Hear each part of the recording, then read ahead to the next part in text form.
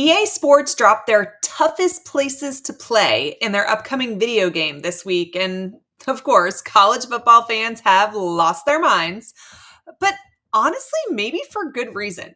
EA's list did not make a lot of sense to me. So, okay, we're going to break it down. We're going to talk about their list. And then I'm going to tell you what my list is, which I think is much better than their list. Okay, so their top 10. 10, they had Ben Hill Griffin Stadium. I have thoughts on this, but let me continue and we'll go back to it. 9, they had Doak. 10, they had Oklahoma's Oklahoma Memorial. They had Camp Randall. Then they had Beaver Stadium, which of course, Penn State.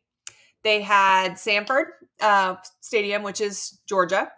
Ohio Stadium for Ohio State. LSU, Tiger Stadium, was number 3. Number 2, they had Alabama's Bryant Denny. And then number 1, they had Texas A&M's Kyle Field. Okay, so I have a lot of problems with this list, but before I get into it, I want to tell you they did take several factors into consideration.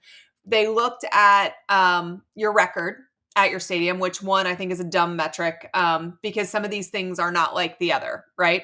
You have Sanford Stadium on there, Georgia, but you don't play arguably your biggest rival in Florida there ever. So I don't know.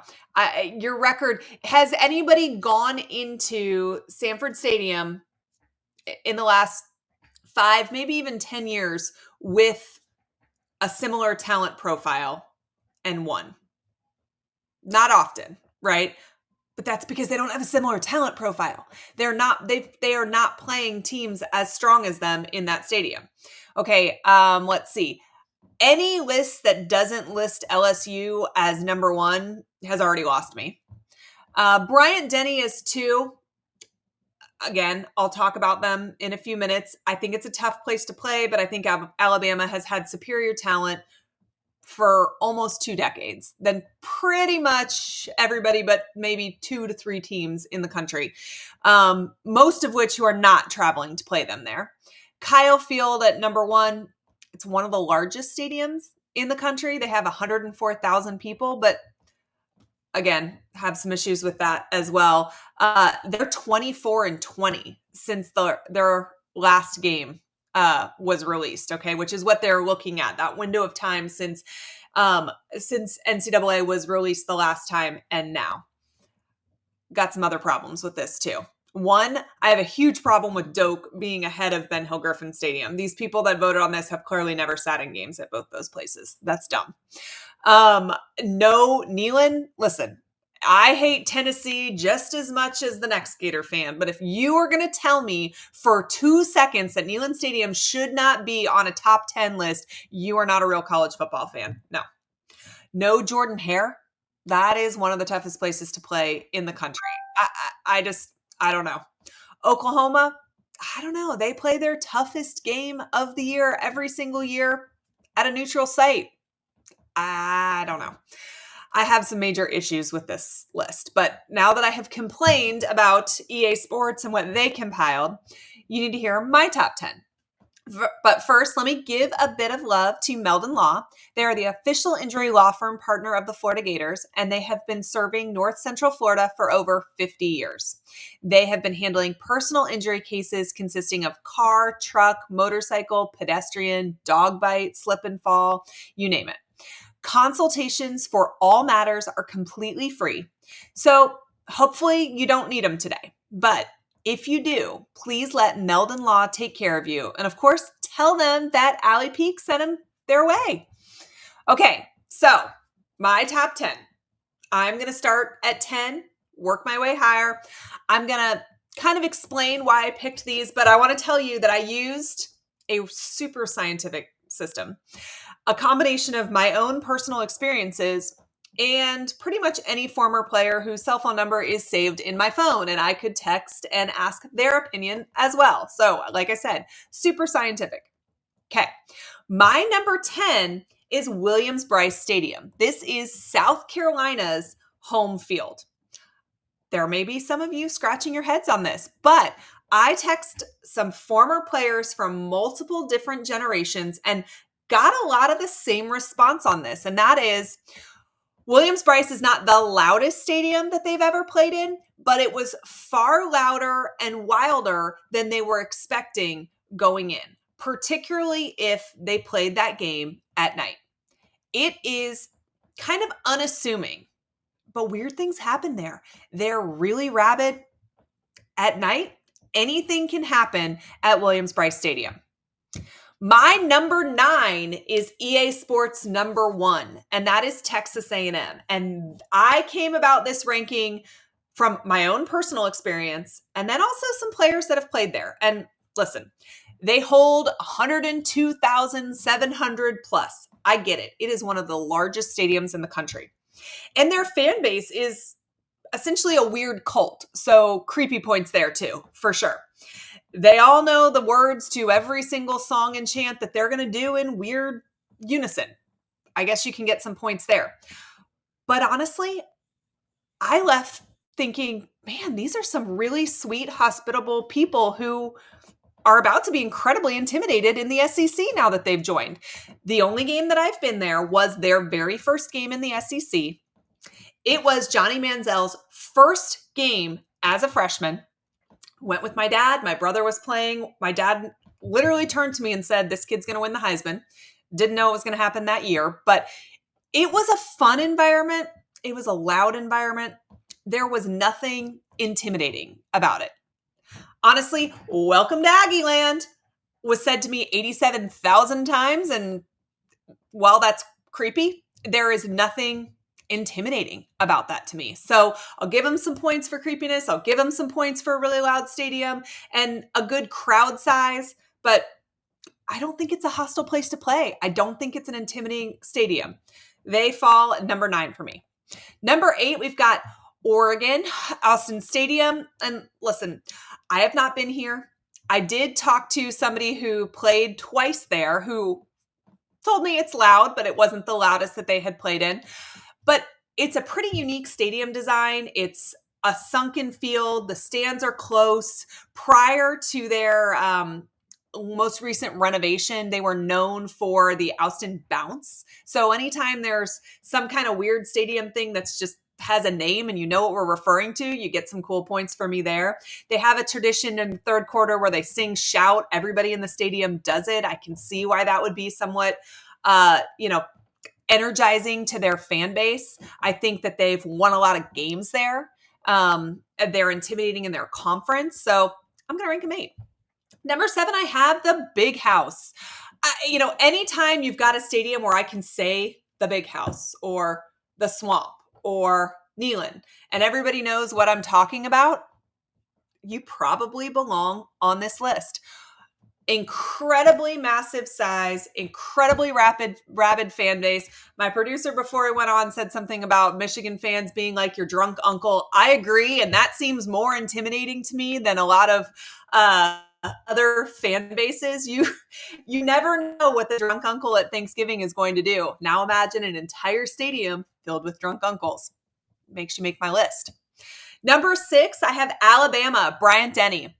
I will tell you, when I went there, it was not overly intimidating. And part of that was the fact that Florida was not good going in. We had no chance of winning. The game was never in question. So there was not really that moment where the crowd could have an impact because Florida wasn't winning either way. But the stadium is huge. The fans do everything in unison. That student section stands the entire time. They have a rule that if you haven't checked in by the end of the first quarter, your tickets are revoked. That gives you a very inebriated, very punctual fan base that does not sit. Put you at number 6 for me. Number 5 is Jordan-Hare. They have a pretty similar size capacity to the Swamp. They have about 87,000 seats. They have a super vertical design of their stadium, which is also similar to the Swamp. And every time I've gone there, Florida has lost. And you cannot convince me that their crowd did not have something to do with those victories. There is 2 stoplights maybe in Auburn. Not a lot going on except for what is going on inside that stadium on Saturdays. It is an incredibly intense game day atmosphere. Number 4, I have Beaver Stadium, Penn State. I have never personally been there, but I have talked to a lot of people who have gone to the whiteout, and they tell me it has to be on my bucket list. It is. And again, I've mentioned this earlier in this video, but if there is a game that I can just say the whiteout and normal college football fans know exactly what I refer to, that game day atmosphere probably deserves a high ranking on this list. It's huge, it's cold, it's intimidating, everybody can follow directions and wear the same color. Listen, number 4. So numbers 3 through 1 for me are all stadiums that I have personally gone to games at. And I promise you, if you have not been to any of these top 3, put it on your bucket list now. You need to go. Number 3 is Neyland Stadium for me. Tennessee is an incredibly, incredibly intense place to play. The stadium is situated right on the river, right? It is windy as can be. It is also insanely hot. They put opposing fans up in the 3rd tier in the section that is directly in the sun. That game is generally played at 3:30, meaning you literally never leave the sun. You bake the entire time. It is so up and down. You are not behind the row that is, labeled in front of you. You are on top of the row that is in front of you. It is terrifying to walk up the stairs to that 3rd level in that stadium. And if you've had more than one cocktail, it is even more intimidating. It's incredibly loud. It is the largest stadium that I've ever been inside in real life. It is hard to explain what a terrifying and intense environment you get when you visit the Volunteers. And all of those boats right there on the river that lay on their horn through the entire game, they add to the experience. Number 2 on my list is Ben Hill Griffin Stadium, the Swamp. I have been in multiple games where that crowd determined the outcome. Florida should not have beaten LSU in 2018. They shouldn't have beaten Auburn in 2019. They shouldn't have beat South Carolina in 2006. I could name you probably 10 games that Florida's crowd determined the outcome. Shoot, Tennessee last year. That crowd carried that team. If you have like I told you earlier in this video, if you have a nickname and we know exactly who you're talking about, you belong on this list. But also, if you look at measurements from the Richter scale, if you have been inside that stadium, you know why it's number 2. And I know Gator fans, you're probably mad that I didn't put it at number 1, but I would not be impartial if I didn't rank LSU number 1. And that is honestly the number 1 reason that UA's list is complete trash. Because any list that doesn't start and end with LSU as the number 1 most intimidating, most insane, most ridiculous place to play in the country is just wrong. I've been to many games at Tiger Stadium. Day games, night games, hot games, cold games, rain. 2004, Florida came into that game. I was holding a sign that said, "Win or lose, we all booze." All right. Florida was terrible. It poured that entire game. That stadium was the most intimidating environment I had ever gone into. I was a college freshman.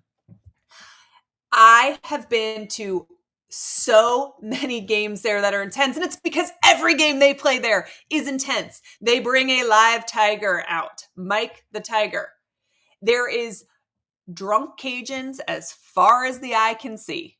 There is no better, no more intense, no more intimidating venue in all of college football than Tiger Stadium. And if you have not been, buy a ticket, go to a game, make it a rival, do it. It is college football at its finest. All right, guys, so that's my list. Do you like it? Do you hate it? What do you agree with or disagree with?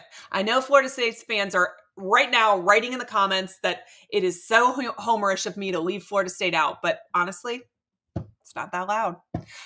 Let's talk about how you feel about this list down in the comments below. We are almost 2 months away from football season, and I cannot wait to get there. Guys, it's so close. I've been chatting with Will Miles of Read and Reaction about a few things regarding the upcoming season. So if you've missed any of those, click right here to check them out.